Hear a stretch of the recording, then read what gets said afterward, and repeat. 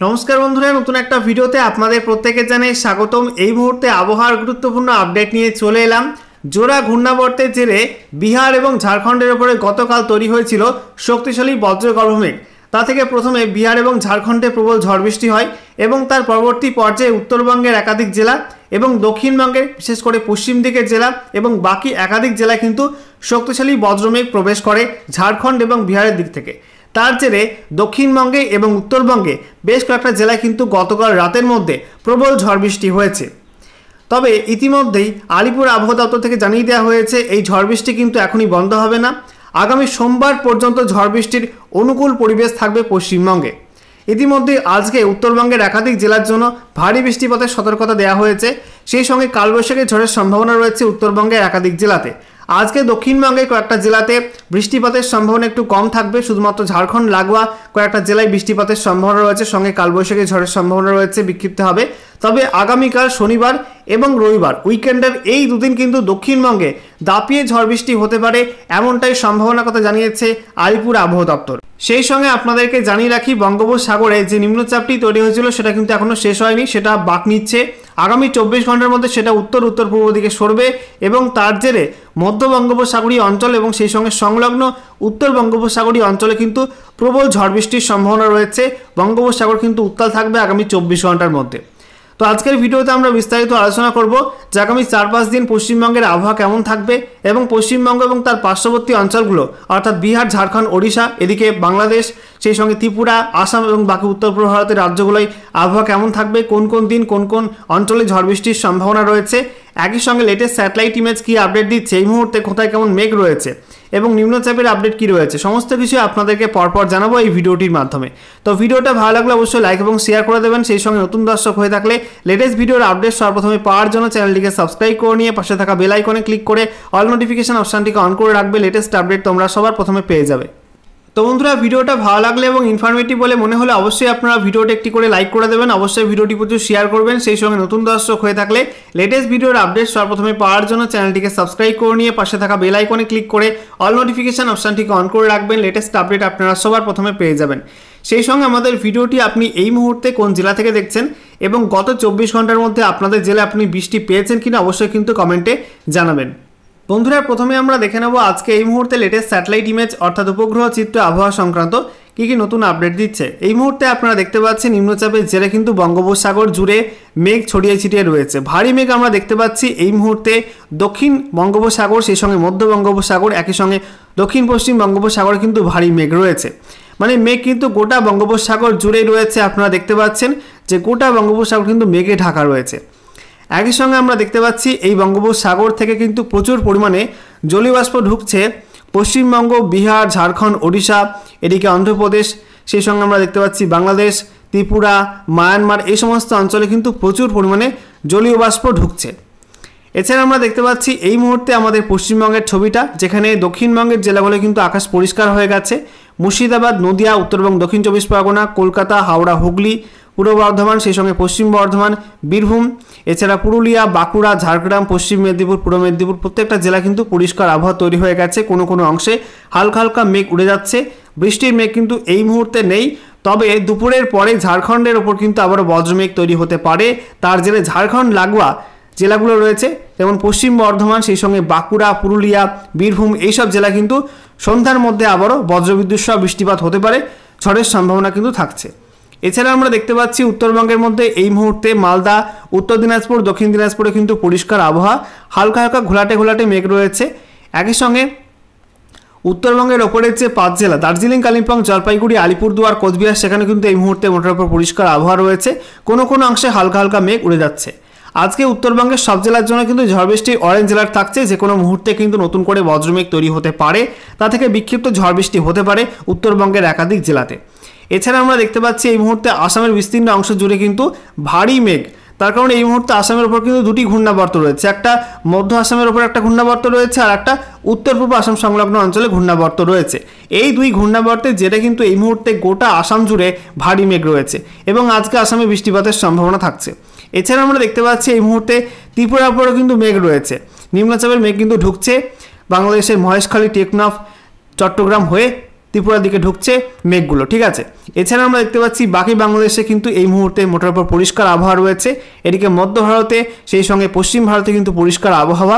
দক্ষিণ ভারতে কিছু কিছু মেঘ কিছু কিছু অঞ্চলে রয়েছে, বিশেষ করে কর্ণাটক, তামিলনাড়ু এবং কেরলের কিছু অংশে। তবে বাকি অংশে কিন্তু এই মুহূর্তে মোটার উপর পরিষ্কার আবহাওয়া। এবারে আমরা দেখে নেব আবহাওয়া দপ্তর থেকে যে বিশেষ আপডেটটি জারি করা হয়েছে সেখানে কি আপডেট দেওয়া হয়েছে। তো বলা হচ্ছে জোড়া ঘূর্ণাবর্ত রাজ্যে সোমবার পর্যন্ত ঝড় বৃষ্টি, যেখানে বলা হচ্ছে জোড়া ঘূর্ণাবর্তের প্রভাবে তৈরি হয়েছিল বজ্রগর্ভ মেঘ। তার ফলে বৃহস্পতিবার সারাদিন দক্ষিণবঙ্গ এবং উত্তরবঙ্গের অনেকগুলি জেলায় ঝড় বৃষ্টি চলে। আমরা দেখে নেব বিস্তারিত আপডেটটা। বলা হচ্ছে জোড়া ঘূর্ণাবর্তের প্রভাবে তৈরি হয়েছিল বজ্রগর্ভ মেঘ।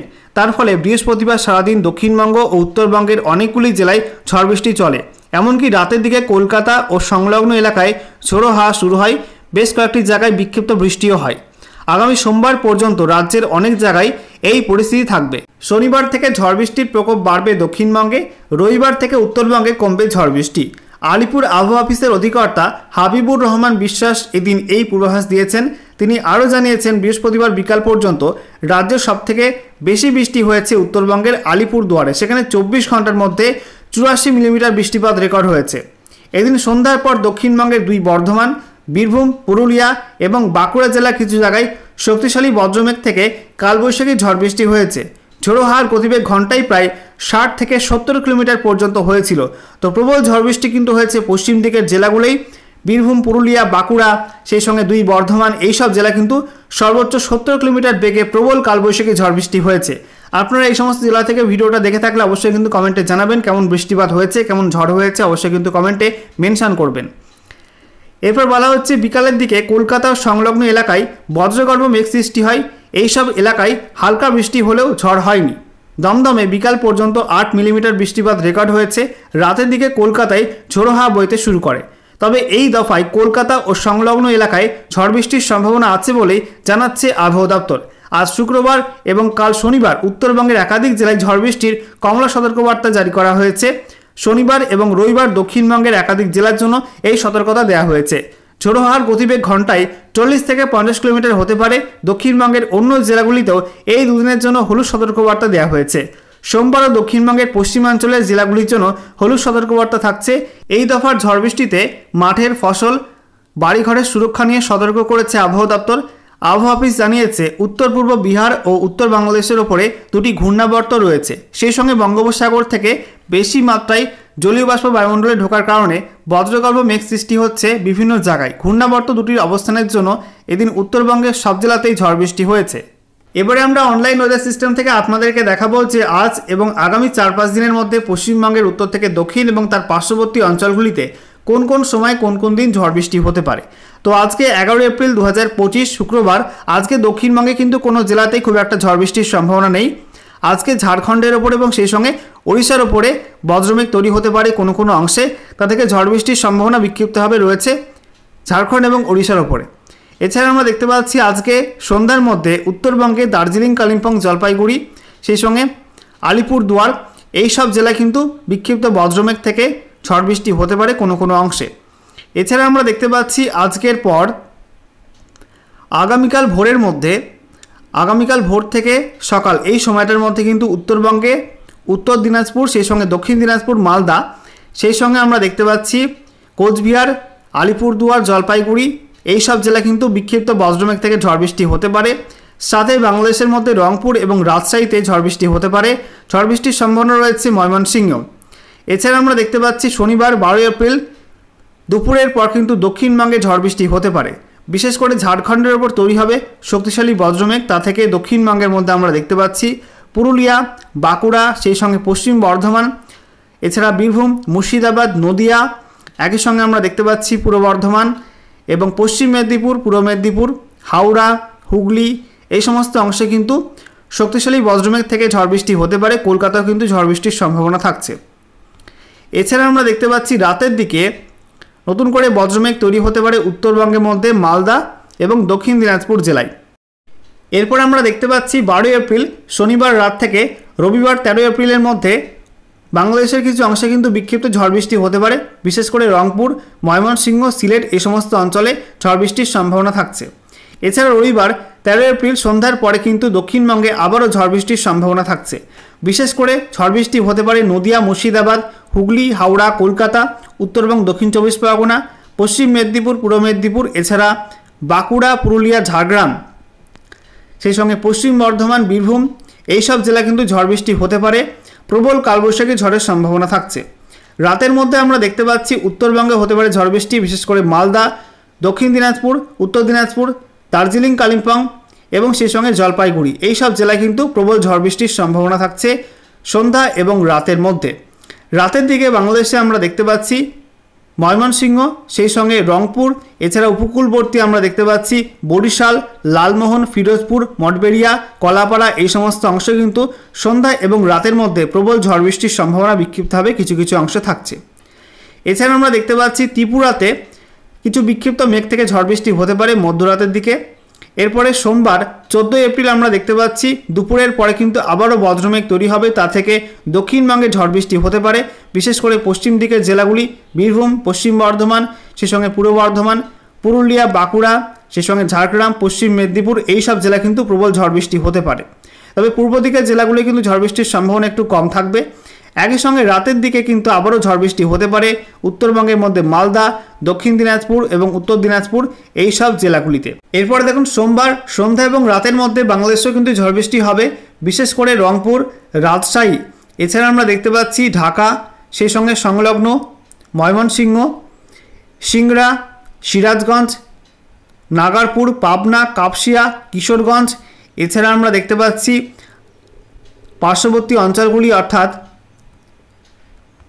মাদারীপুর, লোহাগাড়া, খুলনা, বরিশাল, ফরিদগঞ্জ, কুমিল্লা এই সমস্ত অংশে ঝড় বৃষ্টি হতে পারে। ঝড় বৃষ্টির সম্ভাবনা থাকছে ত্রিপুরা জুড়েও।